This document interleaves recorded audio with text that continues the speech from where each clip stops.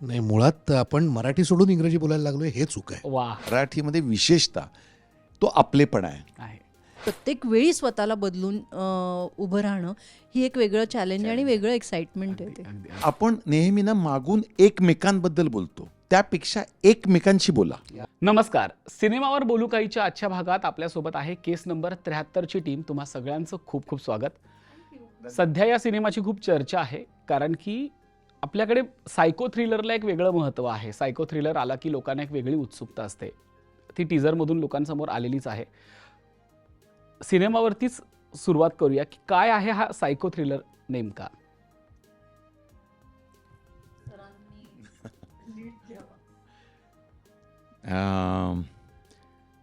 सगळ्यात आधी सांगतो की 6 फेब्रुवारीला आपला नवीन कोरा करकरी चित्रपट रिलीज होतोय, ज्याचं नाव आहे केस नंबर 73. आता प्रश्न पडतो की केस नंबर 73 असं का नाव आहे? तर हा सिनेमा मी असं म्हणेन की सायको थ्रिलर. तर फक्त सायको थ्रिलर असं म्हणता येणार नाही, तर त्याच्यामध्ये अगदी जेनजीचे बॅच, मिडल एक क्राऊड, मिडल एजमधला, आणि एक टोटल म्हणजे सायको ड्रामा काय आहे थ्रिलरचा. आमच्या सिनेमामध्ये रोमांस आहे, नंतर मेसेज आहे, आणि कथानक पण असं आहे की दर सेकंदाला, दर मिनिटाला तुम्हाला विचार करायला लावतं. म्हणजे मी एक उदाहरण असं देईन की आपण सहज पिक्चर बघत असताना समजा पॉपकॉर्नचं पाकिट असं मागे हात करायला गेलो, तर तेवढ्यात इथं काय घडेल आणि कोण त्यातला कल्प्रिट आहे हे चुकू शकतं. वा. तर इतकं ते पकडून ठेवतं. पण त्याचा बेस जो आहे तो आपण सायको थ्रिलरच म्हणूया बेसिकली. आत्ता समाजामध्ये जे काही चालू आहे त्याच्यातले काही प्रसंग आम्ही घेतलेले आहेत, ज्याच्यावरून आपण ठरवू शकतो की आपण कसं वागायचं आहे, आपण काय काळजी घ्यायची आहे, कशामुळे काय होऊ शकतं, किंवा आपली एक छोटीशी चूक किती त्रासदायक ठरू शकते. अशा प्रकारचा एक कमर्शियल सिनेमा, नुसता सायको थ्रिलर नाही तर कमर्शियल सिनेमा, की जेणेकरून मी नेहमीच म्हणजे मानत आलो आहे की एंटरटेनमेंट. मग हे बघून काही फारसं काही कोण शिकत नाही किंवा काही बोध घेत नाही, पण लोकांना एक चेंज हवा आहे दैनंदिन जीवनातनं बाहेर येऊ. तर लोकांना क्युरिओसिटी आहे किंवा केस नंबर 73 काय आहे, तर ती एक केस स्टडी आहे. ती केस स्टडी आपल्याला 6 फेब्रुवारीला पाहायला मिळेल. वा वा वा. या सिनेमाच्या बाबतीत मला एक आवर्जून नोटीस केलं आहे मी, की साधारणतः जेव्हा सिनेमा येतो तर त्यातला आकडा आपण जाणीवपूर्वक इंग्लिशमध्ये सांगतो की केस नंबर 73, पण जाणीवपूर्वक सगळी टीम 73 हा शब्द आवर्जून उल्लेख करत आहे. तर त्याच्यामागे काय उद्देश आहे की असं जाणीवपूर्वक आपण म्हणतोय केस नंबर 73? तर 73 मागे असं काही आहे का की आपण इंग्रजी सोडून मराठी बोलतोय? नाही, मुळात आपण मराठी सोडून इंग्रजी बोलायला लागलोय हे चूक आहे. वा. चित्रपट मराठी आहे, संपूर्ण मराठी भाषेत आहे, मराठी भाषिकांसाठी आहे, त्यामुळे ते 73 असणंच अपेक्षित आहे. त्याचा जर कोणाला 73 का नाही असा प्रश्न पडत असेल तर त्याला काही उत्तर नाही माझ्याकडे. आणि या छोट्या छोट्या गोष्टींमधनं आपण आपली भाषा म्हणून आपल्या भाषेला मान देत असतो ना. ही आपली भाषा आहे. ही साध्या साध्या गोष्टींमध्ये आपल्या रोजच्या बोलण्यामध्ये 73च्या जागी 73 येत असेल तर काहीतरी आपलं चुकतंय हे आपण मान्य केलं पाहिजे. तर तसं होऊ नये आणि तसं होणार नाही याची पुरेपूर काळजी घेऊनच आम्ही हे तसं म्हणाल. मग नंबर कसं म्हणजे खरं तर केस क्रमांक 73 असं हवं, पण केस नंबर ही टर्मिनॉलॉजी आहे, याची वाचण्याची नेहमीची पद्धत आहे ती, म्हणून तो केस नंबर आहे. वा. पण 73 मात्र जाणीवपूर्वक आम्ही 73च म्हणतोय आणि सर्वांनी ते 73 म्हणावं. केस नंबर 73 6 फेब्रुवारी रिलीज वा होतो. वा वा. नंदिताताई, तुझ्याकडे येईन. खूप खूप खूप स्वागत तुझं आधी. आणि तू ज्या पद्धतीचे सिनेमे करतेस, तुझं नाव आलं की लोकांना असं आपसुकच वाटतं की आता काहीतरी वेगळं पाहायला मिळणार आहे. हे जे वेगळेपण तू सुरुवातीपासून जपलंय, हा सिनेमा घेण्यामागे काय वेगळेपण होतं सिनेमाचं? पहिलं तर मला छान वाटलं की असं लोकांना वाटतंय म्हणून. थँक्यू. वा वा. मला फार नवीन नवीन साक्षात्कार होत आहे इकडे. सो एकतर माझं कॅरेक्टर ह्याच्यात जे आहे ते जी आमची प्रोटॅगनिस्ट आहे तिच्या आईचं काम करते मी, आणि ती एक सोशल वर्कर आहे. सो जेव्हा मी ही कथा ऐकली तर मुळात ती कथा इतकी इंटरेस्टिंग आहे की कधी-कधी असं होतं ना की आपला रोल कसाही असला तरी कधी-कधी त्या कथेसाठी आपल्याला वाटतं की या कथेचा भाग होणं आपल्याला जास्त गरजेचं आहे, गरजेचं जास्त आहे. महत्त्वाचं आहे. सो आमचे जे writer director doctor Milind Apte आहेत, ते स्वतः सायकोलॉजिस्ट आहेत आणि त्यांचा आजपर्यंतचा अनुभव, आलेले पेशंट्स किंवा आजपर्यंत त्यांनी हँडल केलेल्या केसेस, या सगळ्यातनं आलेली ही कथा आहे. आणि ती जेव्हा तुम्ही ऐकतात तेव्हाच तुम्ही त्याच्या प्रेमात पडता आणि माझंही असंच काहीसं झालं आणि म्हणून केस नंबर 73चा मी एक भाग झाले. अगदी. पियुष, तुझ्याकडे येईन. एका क्रिमिनल सायकोलॉजिस्टच्या सिनेमात तू काम करतोयस. तुझ्यासाठी अभिमानाची गोष्ट आहे, ती बाबांचा सिनेमा आहे. तुझ्याकडून मला या सिनेमाविषयी ऐकायला जास्त आवडेल, कारण की घरचा सिनेमा आहे, विषय आवडीचा आहे आणि मुळात समजा हे तरी सिनेमातले कलाकार आहेत, तू घरातच ते सगळं बघितलेलं असू शकतं किंवा बाबांकडे बघून एक असतं ना की आपली पण एक अपब्रिंगिंग होत असते. तर मला तुझ्याकडून ऐकायला आवडेल ही सगळी गोष्ट. सो सिनेमाचा कॉन्सेप्ट आपण जेव्हा सुरुवात केली विचारांना, त्यावेळेपासून मी या पूर्ण प्रोजेक्टचा प्रोसेसमध्ये. पार्ट आहे. आणि एक सगळ्यात इम्पॉर्टंट आस्पेक्ट जो ताईनी बरोबर सांगितलं की बाबांच्या आजपर्यंतच्या एक्सपिरियन्सेसचा एक अनुभव, जो आपला अनुभव झाला आहे त्याला अनुसरून एक आपण कथा लिहिलेली आहे. एकच सगळ्यात इम्पॉर्टंट गोष्ट अशी आहे की कुठलाच कॅरेक्टर या फिल्ममधला त्याच्या कॅरेक्टरला सोडून काहीच करत नाही. तो जसा सुरुवातीला त्याचं जे कॅरेक्टर डेव्हलप झालेलं आहे तो तसाच वागतो शेवटपर्यंत. आणि मेन दुसरा एक असा पार्ट होता की पियुषचं कॅरेक्टर जे आपण लिहित होतो त्यावेळेला पियुषचं कॅरेक्टर लिहिताना बऱ्यापैकी मलाच बघून एक कॅरेक्टर लिहिण्यात आलं होतं. मग मुद्दा असा झाला की जर यालाच अनुसरून आपण लिहितोय तर वाय नॉट हिम. आणि देन ही चक्री सुरू झाली की अच्छा, पियुषला बरं तो करू शकतो का, त्याच्यात इच्छा आहे का, आणि हे सगळं असा विचार करत करत after a certain point okay, हे करायचं आहे, हे ठरलेलं आहे आणि आता तयारीला लागा. सो इन जनरल खूप अमेझिंग एक्सपिरियन्स होता माझ्यासाठी हा. बरं, फिल्म लाईनशी काहीही संबंध नाही. आजपर्यंत फक्त बघत आलो आहे, ॲडमायर करत आलो आहे, म्हणजे कसं केलं बाबा यांनी हे, असंच विचार करत आलो आहे, पण स्वतः कधी प्रयत्न केलेला नाही. त्यामुळे दिग्गज ॲक्टर्स आहेत, गायडन्स मिळाला आणि देरवेर म्हणजे ट्रेनिंग घेतलं आणि खूप कम्फर्टेबल मॅनरमध्ये एका एक्सपिरियन्स्ड ट्रेनिंग आणि रेजिमेंटमधून जाऊन मला हा एक एक्सपिरियन्स घेता आला आहे. आणि बाकी आता तुम्हाला दिसेल केस नंबर 73 6 फेब्रुवारीला. तुझ्यासाठी हा पहिलाच पण चांगला अनुभव होता. पण आत्तापर्यंत इंडस्ट्रीमध्ये डॉक्टर, इंजिनियर यांनी अभिनय करणं खूप, काय म्हणतात की खूप रेग्युलर झालेलं आहे. एका CAनं अभिनय करणं हे जरा आता पहिल्यांदा आमच्या निदर्शनास येत आहे. तर आहेत का आपल्याकडे? तर ही सगळी म्हणजे काय म्हणतात तिकडची गणितं साधता हे अभिनयाचं गणित साधणं किती कठीण होतं, सोपं होतं?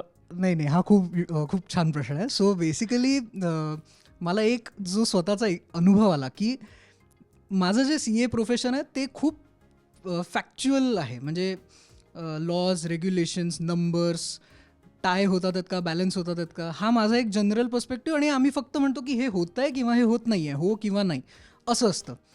रिकन्साईल करा, बॅलन्सेस कमी करा, डिफरन्सेस कमी आणा, हे जनरल एक आमचं पर्स्पेक्टिव्ह. आणि माझ्या आजूबाजूला जी लोक आहेत ती सुद्धा हाच विचार करतात. त्यामुळे या व्यतिरिक्त मला काही कोणी बोलतही नाही या विषया व्यतिरिक्त.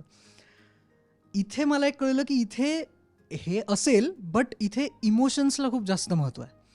तुम्ही कसे वागता, तुम्ही तुमचे विचार कसे समोरच्यापर्यंत पोचवू शकताय.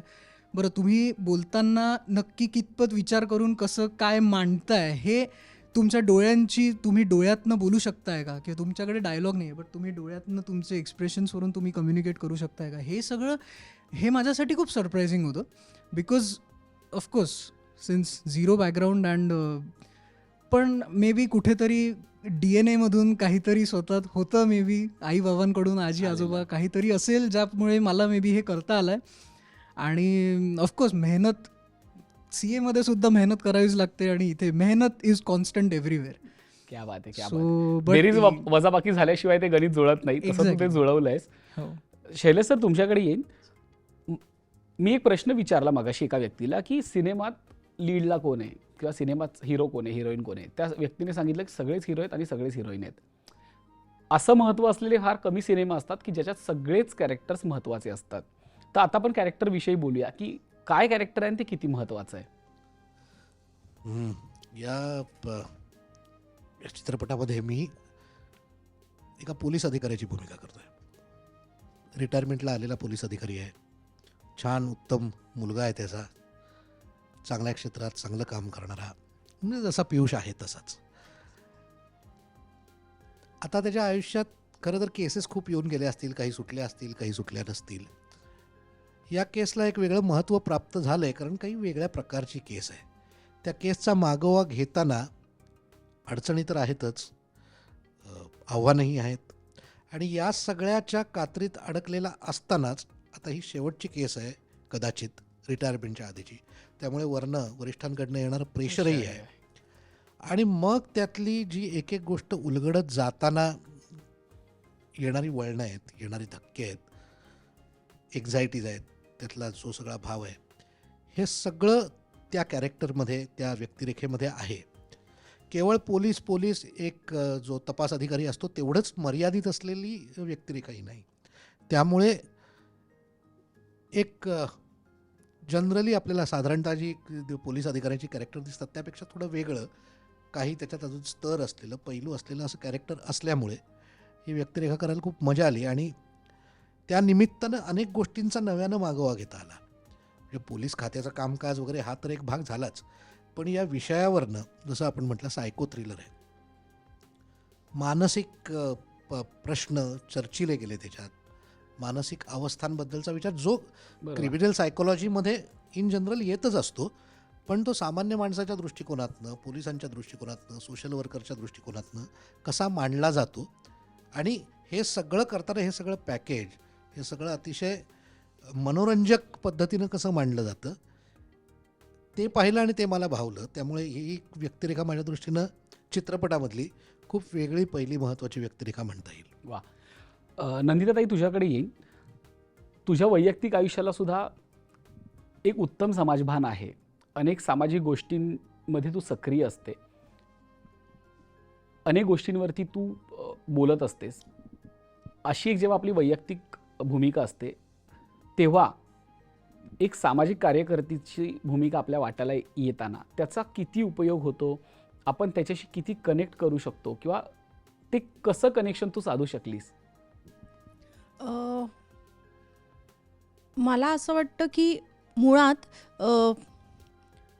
आपण जेव्हा एक पर्सनॅलिटी म्हणून आपण आपलं एक व्यक्तिमत्व असतं, तर प्रत्येक ॲक्टर त्यातलं एक थोडंसं काहीतरी त्याच्या कॅरेक्टरमध्ये कॅरी करतच असतो. मग ते जितकी कॅरेक्टर्स तो करतो त्यातलं थोडंसं काहीतरी तुमचं एक माणूस म्हणून तुमचं असतंच. त्याच्यात उतरतच असतं. सो तो एक भाग त्याच्यात असतोच, म्हणजे ॲक्टरच पुढे कॅरेक्टर रंगवतो. सो केस नंबर 73मध्ये मुळात ती स्क्रिप्ट इतकी व्यवस्थित बांधली गेलेली आहे की बऱ्याच गोष्टी तुम्हाला त्या स्क्रिप्टमध्येच सापडतात. की जसं मी म्हटलं की डॉक्टर मिलिंद आपटे यांच्या अभ्यासातनं, यांच्या अनुभवातनं अनुभवातनं ते आलंय. आलेली ही केस आहे. सो एक सायकोलॉजिस्ट जेव्हा ते लिहितो तेव्हा त्याचा अभ्यास प्रत्येक कॅरेक्टरबद्दलसुद्धा असतो, नुसता त्या केसचा नसतो. तर प्रत्येक माणूस म्हणजे एक सोशल वर्कर कसा असेल किंवा एक डॉक्टर कसा असेल, एक इन्स्पेक्टर कसा असेल, सो ही जी मानसिक वृत्ती आहे ती त्या सगळ्यांची त्याच्यात काय आलेली म्हणतात स्क्रिप्टेड असतेच. सो त्या स्क्रिप्टचा खूप उपयोग झाला. आणि जसं मी म्हटलं की एक सोशल वर्कर आहे आणि ही जी केस नंबर 73 घडते आणि त्याच्यामुळे ह्या फिल्ममधल्या सगळ्या पात्रांना कशी ती हलवून सोडते, म्हणजे ती कशी त्या सगळ्यांशी निगडीत आहे आणि ती कशी त्या सगळ्यांचंच आयुष्य हलवून टाकते, ह्याबद्दल ते आहे. सो मग ती सोशल वर्कर असू दे, तो इन्स्पेक्टर असू दे, डॉक्टर असू दे किंवा वकील असू दे, अशा प्रकारे ती फिल्म बांधली गेलेली आहे. सो मला वाटतं ती स्क्रिप्टच खूप मदत करून अतिशय. गेली ते कॅरेक्टर साकार करायला. अगदी. अशोक सर, तुमच्याकडे येईल. खरं तर माझं वय नसेल तेवढा तुमचा अनुभव आहे आणि तुम्हाला बघत बघत आम्ही मोठे झालेलो आहोत. असा एक सिनेमा आपल्या वाट्याला येणं हे किती महत्त्वाचं आहे, आणि मग अशी संकल्पना, असं जेव्हा कथानक येतं तेव्हा काय कस लागतो? तुमच्यासाठी हा सिनेमा काय आहे, केस नंबर 73? सगळ्यात आधी तर मी म्हणतो की मी प्रारब्ध खूप मानतो. त्यामुळे अशी भूमिका फार नशीबवान माणसाकडेच येते किंवा ज्याचं चांगलं नशीब असतं त्याच्याकडे. कारण मी मध्यंतरीच्या काळामध्ये अनेक वर्ष सिनेमे केल्यानंतर मी मालिकांकडे वळलो होतो. सिनेमे फार कमी करत होतो कारण वेळच मिळत नव्हता.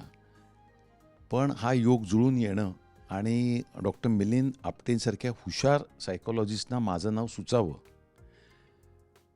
आणि त्याने ॲप्रोच केल्यानंतर जेव्हा मी ती स्टोरी ऐकली त्यावेळेला मला असं वाटलं होतं की आत्ता आपण गॅप घ्यावी मालिकांसाठी आणि हा सिनेमा करावा. कारण मालिका चालू असताना हे शक्य होत नाही. कारण मी असं ठरवलेलं आहे माझ्या प्रिन्सिपलमध्ये की मग कुठलाही निर्माता असो, सिनेमाचा असो, नाटकाचा असो, मालिकेचा असो, त्याचं एक बजेट असतं. तो मोठा छोटा मी करत नाही. त्यामुळे मालिकेतलं अर्धं काम सोडून मग तिकडे सिनेमात करायचं, मग ते सगळं जंबल होतं. म्हणून मी ती गॅप घेतली. माझ्या टोटल करिअरमधला हा माझा पोर्टफोलिओ बदलेल असा रोल आहे. कारण अनेक वेळेला मी आजपर्यंत डॉक्टर्स वगैरे केलेले आहेत, परंतु निगेटिव्ह शेड्स आहेत, काही नॉर्मल आहेत, परंतु सायकॉलॉजिस्ट म्हणून जो आहे आणि विशेषतः डॉक्टर श्रीकांत हे जे कॅरेक्टर आहे हे मला करताना मी असं कधीच असं विचारत नाही डिरेक्टरला की मला हे करता येईल का, तुम्हाला वाटतं का मी करीन. कारण मला ते वाटलेलं असतं मी करीन की मला हे करायचं आहे, मी करीन. आणि प्रत्येकाची ताकद मी मानतो, तर त्या ताकदीप्रमाणे तो कस लावतो. म्हणजे माझ्या दृष्टीने सर्वश्रेष्ठ असं कोणीच नाही आहे. प्रत्येकाची एक एक एक मास्टरी आहे, त्याच्यातली प्रत्येकाच्या मास्टरीमधला एक रोल मिळतो. तर माझा तो प्रयत्न असतो. पण माझ्यासाठी हा रोल सोपा होण्यामागचं कारण म्हणजे डॉक्टर मिलिंद मुक्तेश्वर आपटे. ते स्वतः एक फार मोठे हजारो केसेस हँडल केलेले एक सायकॉलॉजिस्ट आहेत. अत्यंत बुद्धिवान माणूस आहे आणि त्यांची जी एक्सप्लेनेशनची जी स्टाईल आहे ती इतकी अप्रतिम आहे. तर ते सेटवर हजर आहेत डिरेक्टर म्हणून. मग एक छोटा प्रसंग सांगतो की सायकॉलॉजिस्ट करत असताना माझ्याकडे एक पेशंट येतो. तर मी स्क्रिप्ट वाचताना त्याच्यात बघितलं तर त्या फिमेलला म्हणजे त्या स्त्री पात्राला ते अरेतुरेत बोलत आहेत. तर मग मी थोडा बेचैन झालो, कारण मी वैयक्तिक आयुष्यात पण अहोजाव करतो, माझ्यापेक्षा जे वयाने लहान आहेत त्यांना पण मी करतो, वयाने अहोजाव करतो. तर म्हटलं डॉक्टर साहेब मला एक क्वेरी आहे. म्हटलं बोला ना. म्हटलं तुम्ही जे माझी लाईन्स आहेत त्याच्यामध्ये अरेतुरे झाले तर मी अहो घेऊ का, त्यांना अहो म्हणून बोलू का. ते म्हटलं नको अरेच घ्या. पण म्हटलं ऑड नाही वाटणं असं पहिलीच भेट, 2-4 वर्षाच्या ट्रीटमेंटनंतर अगं तू हे कर ते कर. ते म्हटलं नाही काय आहे, नॉर्मल डॉक्टर आणि सायकॉलॉजिस्टमधला फरक सांगतो. सायकॉलॉजिस्ट हा कधीही गोळ्यांचा औषधांचा वापर करत नाही. तो काय करतो, तो काउन्सलिंग करतो, तुमचं ऐकतो, माझं ऐकतो, बोलण्यात गुंगवतो आणि बरं करतो. व्हेअरएज क्लिनिकल काही डिझीज असेल तर मग तो आपण सायकॅट्रिस्टकडे जातो. बरोबर. आणि तिथं आपल्याला संपूर्ण औषधं आणि हे त्याच्यानं तो बरं करतो. तर तो जो पेशंट येतो त्याला अरेतुरेने आपलेपणा वाटतो.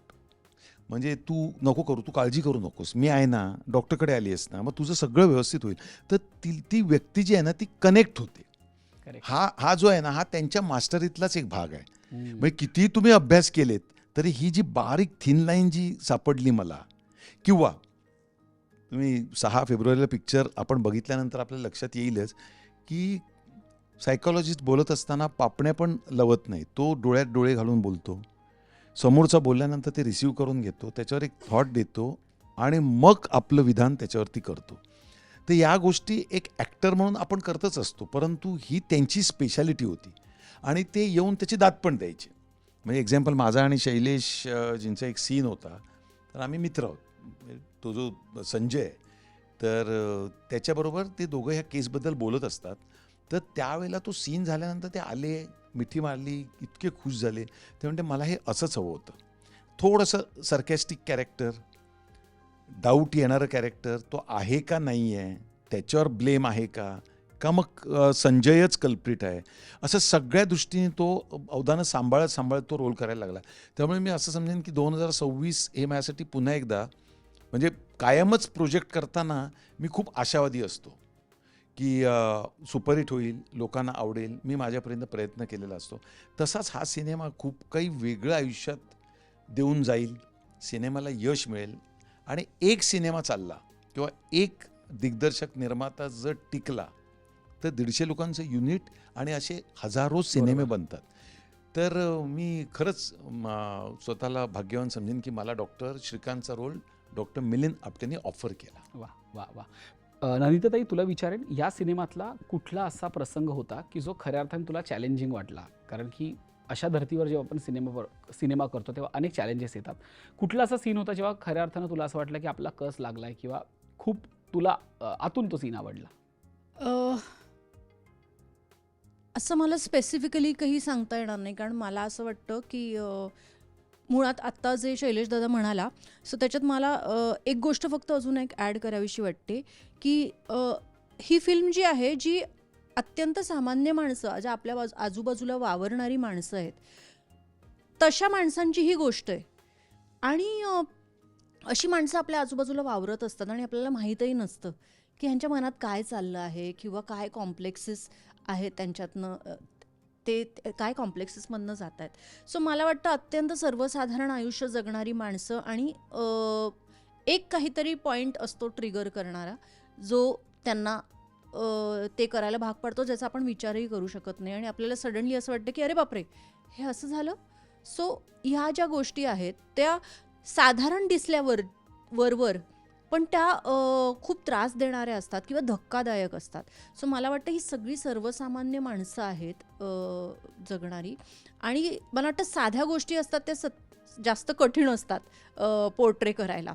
सो मला असं वाटतं की कॅरेक्टर्स कितीही सगळीच साधी दिसली, रोजच्या आयुष्यातली दिसली, आपल्या आजूबाजूला वावरणारी दिसली, तरी त्यांची जी आयुष्य आहेत, त्यांच्या आयुष्यातले जे लेयर्स आहेत, ते पोर्ट्रे करणं कायम कठीण असतं. सो मला असं वाटलं की ही जरी एक कॅरेक्टर साध्या बाईचं असलं, तरी तिच्यातला जो साधेपणा आहे किंवा तिच्या आयुष्यातल्या घडामोडी आहेत, हे जे काही आपण काय म्हणतो, एक कॅरेक्टर म्हणून जसे पोर्ट्रे करू शकू, तर त्याला एक ॲक्टर म्हणून तुम्ही काय लेयर्स देऊ शकता, हा कायमच चॅलेंजिंग भाग असतो त्यातला. अगदी.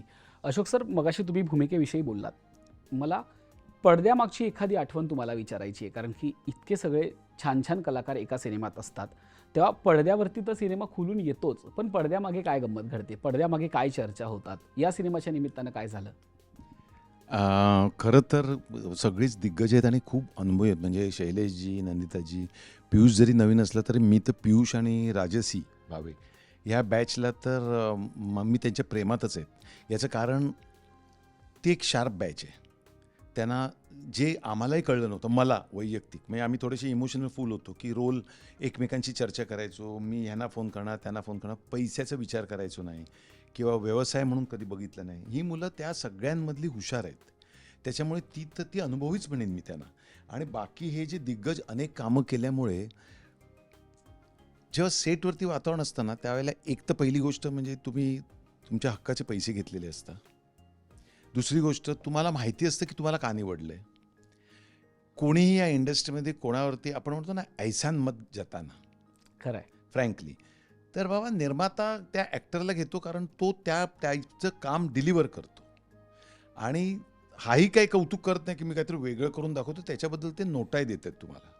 सो हे तराजूमध्ये बरोबर चाललेलं असतं ते. हां, तर काय कमाल केली, काय कमाल केली, अरे कमाल केली म्हणूनच त्याला घेतलं आहे किंवा कमाल तिने केली म्हणून तिला कास्ट केलं आहे. तर सगळेच प्रोफेशनल व्यावसायिक कलाकार असल्यामुळे प्रत्येकाला माहिती आहे की आपल्याला काय करायचं आहे. त्यांनी ती तयारी केलेली असते. पण असं ते आपण रोजच काम करतो, त्याच्यामुळे ते जाऊन दाखवण्याचा भाग नसतो की मी तयारी करतो. तो ॲक्टर तिकडे येतो, परफॉर्म करतो. ती शेवटची जी 30 सेकंद आहेत जेव्हा आपण टचअप करतो किंवा केस करत असतो, त्यावेळेला त्याच्यात काय ॲडिशन घ्यायचे किंवा मी आता काय लुक द्यायचं आहे, त्यांनी काय तयारी केली असेल, हे मला वैयक्तिक आर्टिस्ट म्हणून असं वाटतं अनेक वर्ष काम केल्यानंतर की कॉन्सन्ट्रेशन तिकडे आहे. मग मी थोडासा त्याच्या अगेन्स्ट आहे की आज सकाळपासून बेअरिंग घेऊनच फिरतोय मी की आता कसं करू. कारण काय होतं, त्याच्यामध्ये घरनं एक फोन येतो आणि एक सहज बायकोकडनं निरोप आलेला असतो, अरे तू कितीला पॅकअप होणार, 9ला येताना कोथिंबीर आणशील, असा जर एक मेसेज आला तर मी त्या भूमिकेतनं एकदम कसा बाहेर येणार ना, किंवा चिडून कसं बोलीन. त्यामुळे मला असं वाटतं की एक व्यावसायिक भाग आहे की असं ते अवधान पाळायला लागतं की आता हां एवढ्या पुरतं पटकन करायचं, तर ते 100% त्यामुळे आम्ही सेटवरती पियुष म्हणा, राजेशी म्हणा, नवीन किंवा आता शैलेशजी, नंदिताजी वगैरे, आम्ही जेव्हा सेटवर असतो ना, त्यावेळेला बाहेरची जर व्यक्ती आली तर ते म्हणणार सायको थ्रिलर ड्रामा वगैरे आहे का, खरं आहे का, काय आहे की हे असं काय एवढं चेष्टेत करतायत. कारण मी असे काही लोक बघितले आहेत, एक त्या कोपऱ्यात बसलाय, एक ह्या कोपऱ्यात बसलाय, कुठेतरी तिरकस बघत बसलाय. आता ती त्याची स्टाईल असू शकते एक ॲक्टरची, मी माझं वैयक्तिक सांगतोय. तर मला असं वाटतं की अरे यांना प्रचंड त्रास होईल, बीपी वाढू शकतं, कळलं ना, शुगर डिटेक्ट होऊ शकते, कारण ते हे संपलं की लगेच थांबणार नाही ना, लगेच दुसरा प्रोजेक्ट सुरू होणार. मग एक सिरियल, मग मध्येच एक शॉर्ट फिल्म, काही एक्सपेरिमेंटल नाटक, एक इच्छा असते वगैरे, त्या सगळ्यातच फिरायचं. त्याच्यामुळे हा व्यवसायाचा एक भाग आहे. तर आम्ही सगळी इतकी दंगामस्ती करायचो. पण टेक झाला की एकदा मला डॉक्टर साहेब आले, आमचे डिरेक्टर साहेब मिलिंद आपटे साहेब, मला म्हणाले, अहो ही काय कमाल आहे हो, म्हणे तुम्ही सगळे एवढा दंगा करताय करत असतात, मी तिथं शांत बसून विचार करत असतो आता काय होणार शॉर्टचं. मग म्हणतो तुम्हाला काळजी वाटते का? नाही, सुरुवातीला वाटायची हो, पण 2-3 दिवस झाल्यानंतर माझ्या लक्षात यायला लागलं की मी चुकीचा निर्णय नाही घेतलाय कलाकार घेऊन. वा. म्हणजे हे सगळे योग्य, ही आमच्यासाठी पावती होती. त्याच्यामुळे आम्ही सगळे हसून खेळून प्रत्येकाच्या स्वभावाप्रमाणे एकमेकाच्या व्हॅनिटी व्हॅनमध्ये, आणि आमच्या मराठीमध्ये विशेषतः तो आपलेपणा आहे. आहे. म्हणजे मी समजा डबा आणला असेल तर मी डबा घेऊन शैलेशजींच्या व्हॅनिटीत जाणार, आम्ही दोन आमचे डबे घेऊन नंदिताजींच्या रूममध्ये जाणार. हे असं जे प्रकार आहे ना, तर नाही बाबा माझं मी खाल्लं आबा, तसं नाही. तो एक एकोपा आहे. एकोपा आहे. आणि त्यांनी ना एक प्रेम पण वाढतं, ते कामात पण दिसतं, ते एक आपण म्हणतो एकत्र. अशा पद्धतीने आम्ही खूप मजा करत हा सिनेमा केला आहे. पण बघताना मात्र तुम्हाला तो खूप टेन्स आणि धडकी भरवणारा वाटतो की वा, बापरे हे वा. का असं घडतंय खरंय. असं. अगदी. मला एक गोष्ट आवर्जून इथे व्यक्त करावीशी वाटते. मगाशी तुम्ही राजसीचं आणि पियुषचं कौतुक केलं. ते खूप मला आवडलं, कारण की बऱ्याचदा असतं, आणि तुम्ही खास नवीन पिढी असं म्हणून उल्लेख केला, कारण की बऱ्याचदा असं होतं की नवीन पिढी अशी, नवीन पिढी तशी, त्यांचं असं म्हणजे नवीन पिढीतल्या काय म्हणतात की त्यांच्याकडे थोडंसं नकारात्मकतेने बघितलं जातं किंवा त्याच्यावर बोट ठेवलं जातं. पण तुम्ही ते इतक्या सकारात्मकतेनं बोललात त्यांच्याविषयी, मला ही गोष्ट खूप आवर्जून नमूद करावीशी वाटली की तुम्ही आणि ते हायलाईट केलं. फॅक्ट आहे ती. कारण ना मला अजून आठवतंय की आमचे एक बॅच, म्हणजे आम्ही खूप वर्ष काम करतोय, पण आम्ही एकमेकांना शैलेशजींना फोन करणार, मग आम्ही आमच्या मित्र शरद पोंक्षेला करणार, किंवा आम्ही मोहन जोशी सरांना फोन करणार, सर असा असा रोल आला, अरे वा क्या बात आहे वगैरे. पण पैसे नाही तेवढे बरे, पण नाही मला हा रोल करायचा आहे, हे एक जे होतं ना, तेव्हा आम्हाला व्यवसाय कळला नव्हता. त्याला मी एक नाव ठेवलं इमोशनल फूल, कळलं ना. आणि मग कालांतराने आमच्या लक्षात यायला लागलं की मी तर बघतो ना की आता समजा राजेशी किंवा हा पियुष झाला, तर मी असं कधी सेटवर बघितलं नाही. असं होऊ शकतं की पाठांतरामध्ये ना खूप बोलायचं असतं, त्यात एखादी लाईन पुढे मागे होऊ शकते, ब्लँक होऊ शकतो. तर ह्या मुलांकडनं असं कधी झालेलं नाही की बोलता बोलता मध्येच थांबून कट कट कट माझी लाईन काय आहे, नंदिताजींनंतर माझी लाईन काय आहे, हां हां, असं मी बघितलंच नाही. म्हणजे हे दोघं झाले, मी मालिकांमध्ये बघतो, अनेक बाकीच्या सिनेमात बघतो, ही बॅचच हुशार आहे. म्हणजे आपण म्हणतो नेक्स्ट जनरेशन, तसं त्यांचं कौतुक करावं वाटतं. त्यांचा फिटनेस, त्यांचं विचारसरणी, ते आमच्यात येऊन मिक्स होतात. आमच्यापेक्षाही पुढचं ज्ञान आहे काय हो शैलेशजी आहे ना. म्हणजे आम्ही कुठलाही एखादा असा आम्हाला वाटतं की आता हे सस्पेन्सफुल काहीतरी त्यांना सांगावं, तर सांगितल्यानंतर त्यांची ब्लँक रिएक्शन असते, ते मला माहिती आहे. मग तेव्हा आम्ही बॅकआउटच होतो की अरे शैलेश यांना सगळंच माहिती आहे. तर इतक्या खेळीमेळीने, अर्थात याला साथ मिळते ती आमच्या निर्माता, म्हणजे आमचे शर्वरी वटक नावाच्या निर्मात्या आहेत, नंतर मिलिंद आपटे सर आहेत. त्यांनी जो आम्हाला एक फ्रीडम दिला ना की तुम्हाला ज्या पद्धतीने करायचं आहे, त्यामुळे ना आम्ही पण जीव ओतून, जेव्हा निर्माता आणि दिग्दर्शक चांगला असतो ना, त्यावेळेला आम्हाला पण जीव ओतून काम करावं असं वाटतं, किंवा कुठे इंटरफिअर न करणे, तुमच्या भूमिकेबद्दल तुम्ही डिस्कस करता, असं खूप छान खेळीमेळीने आम्ही हा सिनेमा केला आहे. अगदी अगदी. मला तुमच्या तिघांकडे बघून एक गोष्ट आठवली. तुम्ही तिघांनीही म्हणजे काही वर्षांपूर्वीच किंवा अजूनही करतायत, तुम्ही सिनेमेसुद्धा तितक्याच ताकदीनं पेललेले आहेत आणि मालिकासुद्धा तितक्याच खुबीनं निभावलेल्या आहेत. ह्या दोन्ही गोष्टी तुम्ही म्हणजे एकाच ताटात तुम्ही दोन्ही गोष्टी वाढून घेतल्या होत्या. हा दोघांचा प्रवास तुमच्यासाठी कसा होता? म्हणजे अर्थात हा प्रश्न खूपदा विचारला जातो, पण प्रत्येकाचं विजन त्याच्या मागे बघण्याचं वेगळं असतं. तुम्ही ह्या दोन गोष्टींकडे कसं बघता? मी काहीच फरक मला जाणवलं नाही. कारण ज्या वेळेला मी अनेक सिनेमे करत होतो, त्यावेळेला टी व्ही आला, त्यावेळेला इडियट बॉक्सकडे म्हणून बघितलं गेलं. खूप विरोध पण झाला की अरे अशोक, आपण सिनेमाची माणसं आहोत, मोठ्या पडद्याची माणसं आहोत, छोटा पडदा. पण मला एवढंच म्हणायचं आहे की मी जो परफॉर्मन्स तिकडं करतो तोच इकडं करतो. थोडासा फरक हा आहे की एखाद्या लॉंग शॉटला एखादा अख्खाच्या अख्खा सीन आपण करतो, कारण तिथे सिनेरो मागचा बघायचा आहे, अँगल बघायचा आहे, त्यामुळे ते पात्राचं उभं राहणं, त्याच्यासाठी काय क्लोजअपची फार आवश्यकता असं नाही, कारण लार्जर दॅन लाईफ मोठं दिसतं. टी व्हीला थोडंसं तुम्हाला टायटर क्लोजर करायला लागतं, कारण थोडं लांब गेलं की दिसत नाही. टेक्निकली या गोष्टी आहेत, पण माझ्या परफॉर्मन्समध्ये मी टी व्हीत आहे म्हणून मी थोडे 2 हात जास्ती वर करीन, किंवा सिनेमा असताना खाली बघून करीन, किंवा इव्हन नाटकात सुद्धा. नाटकामध्ये पहिल्या म्हणजे आपल्याकडे थोडं आहे की पहिल्या 4 रांगापर्यंत मग दिसतं, 4 नंतर मग आमच्या या राज्यात असं करून तर ते काय मला म्हणजे मी कारण मी यासाठी सांगतो अभ्यास म्हणून मी विक्रम गोखले सरांनी एकदा मुलाखत घेतली तेव्हा मी सांगितलं त्यांचं नाटक नकळत घडले सारे घडले. तर मी ना ती सटल काम करायचे म्हणून मी पहिल्या रोला जाऊन बघितलं तर सगळं क्लिअर दिसलं. मग मी दुसऱ्यांदा बघितलं मागच्या रोला बसून तिकीट काढू ना आणि नंतर मी बाल्कनीतनं बघितलं. तर ते ना प्रेक्षकांकडे न बघता एक सिक्वेन्स होता ते पाठ करून बोलतात आणि एंडला फक्त असा बॅकने हात असा करतात आणि ते फक्त वळतात त्यांच्या डोळ्यात म्हणजे असे खाली आलेले नाही पण डोळ्यात अश्रू आहेत. तर ते असे एका कोपऱ्यात बघत असतात. ते बाल्कनीतनं पण दिसले. म्हणजे तेव्हा मला ना भ्रमनिरास म्हणजे माझं असं झालं होतं की अरे पहिल्या 4 रांगेतच दिसतं, वरती किंवा मागे बसलं तर आवाज पोचत नाही दिसत नाही. तर तुम्ही परफॉर्मन्स करताना तिन्ही बाजूनी म्हणजे तिन्ही माध्यमांमध्ये ते व्यवस्थित सगळं कळतं. त्याच्यामुळे मी कधी डिफरन्शिएट केलं नाही. त्यामुळे मला त्याचा फायदा झाला. हजारो एपिसोड्स सिनेमे थोडं कालांतराने जशी जशी रिक्वायरमेंट बदलत गेली तसे थोडे थोडे चेंजेस झाले. बाकी मला वैयक्तिक असं वाटतं की मला काही डिफरन्स जाणवला नाही. अगदी. सो मला माझ्या मालिकांचा नंबर जरा कमी आहे पण मला असं वाटतं की म्हणून कदाचित मी ते एन्जॉय करू शकली आहे. सिनेमा आणि मालिका दोन्हीही. आणि अर्थात दोन्ही मीडियम्सचे चॅलेंजेस वेगळे आहेत. सो त्याप्रमाणे तुम्ही प्रत्येक वेळी स्वतःला अडॅप्ट करून त्याप्रमाणे डिलिव्हर करणं ही तितकंच चॅलेंजिंग आहे. आणि मालिका अर्थात रोज लोक बघत असल्यामुळे आपण त्यांच्या घराघरात पोचतो, त्यांच्या ओळखीचे होतो, त्यांच्या घरातलेच होतो. ही एक गंमत आहे. बट जसं सर म्हणाले तसं दोन्ही मीडियम्सचं किंवा तिन्ही मीडियम्सचं रादर शेवटी तुम्ही तुमचं काम करत असता. तुम्ही एक ॲक्टर असता आणि त्या मीडियमप्रमाणे अडॅप्ट करून प्रत्येक वेळी स्वतःला बदलून उभं राहणं ही एक वेगळं चॅलेंज आणि वेगळं एक्साइटमेंट येते. मला असं वाटतं की अगदी एवढा अनुभव आहे मालिकांचा. सेमच आहे माझंही म्हणणं की काहीच फरक नाही आहे. आता तांत्रिक फरक म्हणजे तुम्ही सकाळी उठून सायकल चालवायला जाता, मग कामावर जाताना गाडी चालवता. फरक जो काही त्या तांत्रिक बाबतीत असेल तेवढाच असतो ना. बाकी तुमचं भान हे तुम्ही 4 चाकी चालवताना वेगळं असतं, हे असताना वेगळं असतं. इतकाच असला तर फरक असेल. परंतु तुमची व्यक्तिरेखा आणि तुमचं काम याच्यामध्ये काहीच फरक नसतो. आणि ते सगळं जे काही असतं ते अत्यंत आनंददायी असतं. कारण माझ्या आवडीचं काम आहे आणि ते मी करतोय याच्यासारखा दुसरा आनंदच नाही. त्यामुळे ते आनंददायी असतं. त्याच्यात जर कोणाला काही दुःख होत असेल तर करू नये त्यांनी. इतकं सिम्पल आहे ते.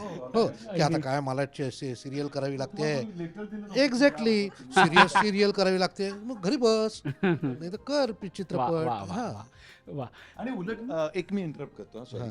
मला अजून एक फरक जाणवला म्हणजे मला आता ना अनेक सिनेमे करताना ना जाणवलं नव्हतं पण सिरियल करताना जाणवलं की मला आता सिरियल जास्ती कठीण वाटते सिनेमापेक्षा. कारण सिनेमाला वाचताना सुरुवात आहे त्याचं शेवट पण आहे, तो ठरलेला आहे. मला माहिती आहे की या चित्रपटाच्या एंडला मला हे.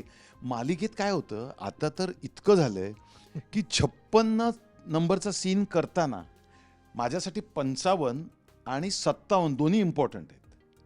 तर काय होतं 56 येतो पण 55 आणि 54 आणि 57 आलेलाच नसतो. त्याच्यामुळे मी खूप हसलोय. आणि नंतर माझ्या लक्षात येतं की आदल्या दिवशी घरात कोणतरी वारलं होतं, तू एवढा कसं काय हसला. मग ती चिडचिड होते की अहो असं कसं. काळजी करू नका, सगळं व्यवस्थित. तुला असं एक समोरून उत्तर येतं, चॅनेल बघून घेईल कळ ना. काही उत्तरं अशी पण मिळतात, आजचा एपिसोड झाला उद्याचं ये पण लोक विसरतात. तो इतका कॉन्फिडन्स असतो, त्या कॉन्फिडन्स असतो. त्याच्यामुळे ते मला जास्ती चॅलेंजिंग वाटतं. मग मी ना काय वाटतं की मी थोडा बोज होतोय का या लोकांना. मी डिरेक्टर्स किंवा मी कधी कधी थोडंसं इंटरेस्ट घेऊन स्क्रीन प्ले रायटरला फोन करून अरे आता हा जो माझा सीन आहे 56चा त्याच्या जरा 42 पासून सांगशील का. तर हो असं आहे असं आहे आणि पुढे काय घडणार जाऊ दे. पण अलीकडचं तसं येत नाही, ते ऐनवेळे येतं आणि त्यावेळेला गेल्या फ्रेश माइंडमध्ये आपण जातो आणि मग आपल्याला कळतं की आता घरामध्ये असं मातम आहे, तुम्हाला रडायचं आहे, जस्ट नाश्ता बिष्टा केलेला असतो. पण त्याला हे काय कारण नाही आहे म्हणजे की मी पटकन आलो जरा फ्रेश होऊन येतो वगैरे. मग ते 4 अँगलनी 5 अँगलनी मग तेवढं मात्र मला एक जाणवतं की सिनेमाला कसं होतं की बाबा एक डिव्हिजनमध्ये एक मास्टर काढले थोडे OS क्लोज. इथं काय होतं सर स्टार्ट टू एंड घेऊ. अहो मी ओक्साबोक्शी रडणार आहे. मग मी जाऊन डिरेक्टरला विचारतो यातला आपण हा जो चंक आहे ना हा क्लोज आहे का लांबचा आहे का हो.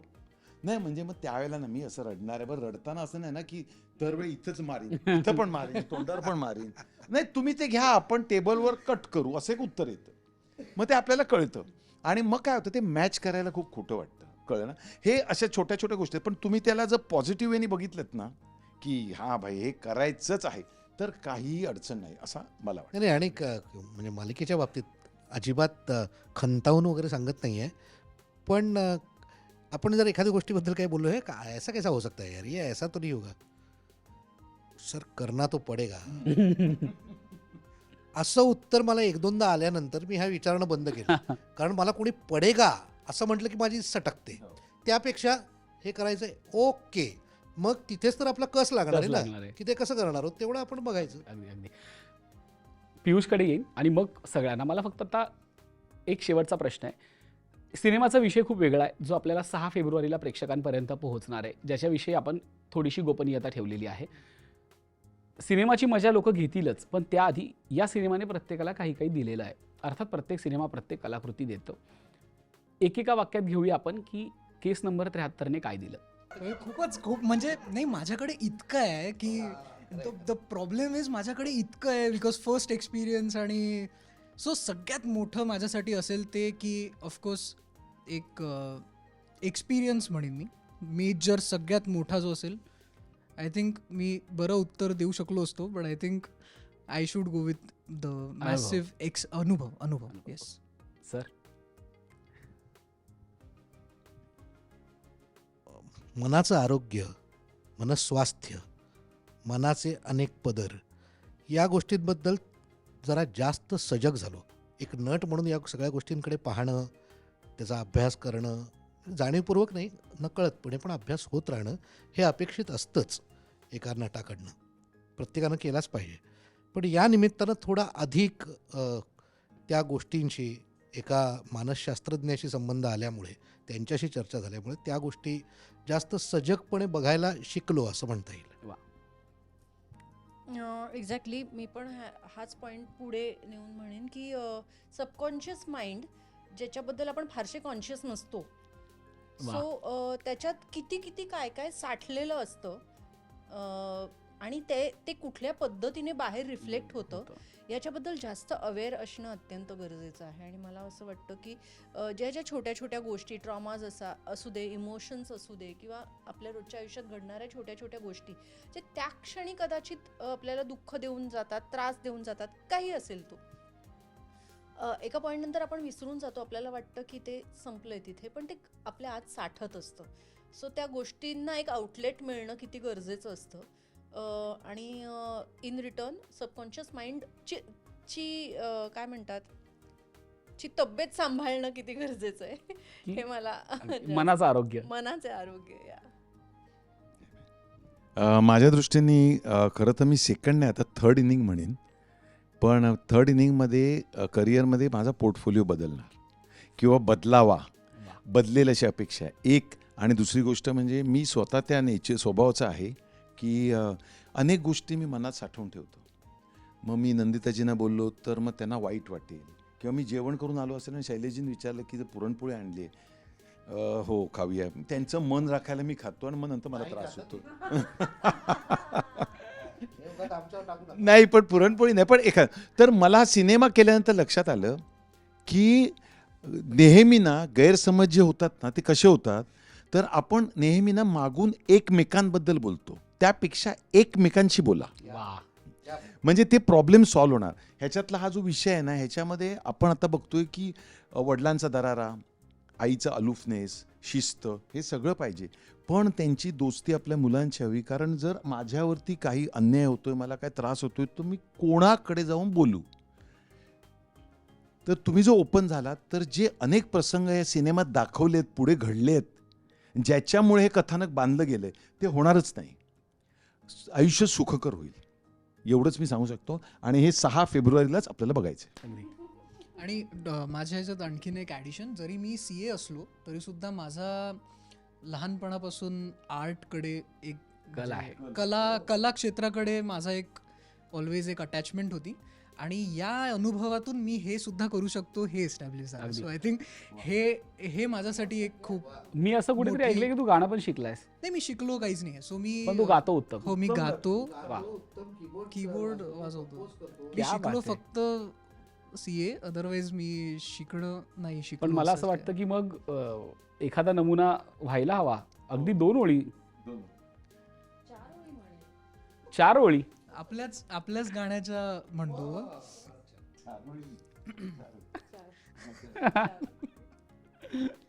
कोवळ्या पावलांच्या मखमलीचा हुलीने अंतरीची खूण पटली, बहरले सारे ऋतू. रोम रोम हे स्पर्शाने शहारून गेले, हरवून भान सारे मी अधीर झाले. अलवार ओढ जागे, नजरेत भावनांची झोका उधाणलेला, तू सावरून घे गाठ ही 7 जन्मांची. बांधली रेशीम धाग्यांनी स्वप्न साकारून आले माझे तुझे साजना.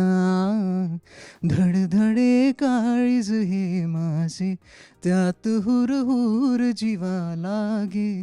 बावरे झाले कामन माझे, मला सांगना.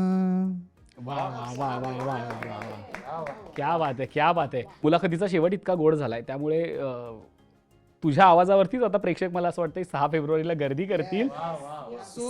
सो 6 फेब्रुवारी केस नंबर 73 तुमच्या जवळच्या चित्रपटगृहात नक्की बघा. धन्यवाद. Thank you so much. थँक्यू.